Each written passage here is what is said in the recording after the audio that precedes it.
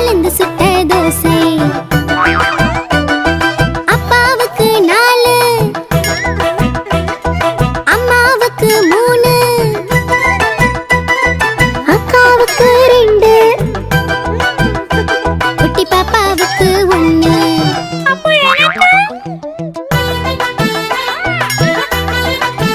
தின்ன தின்ன ஆசை, திருப்பி கேட்டால் பூசை.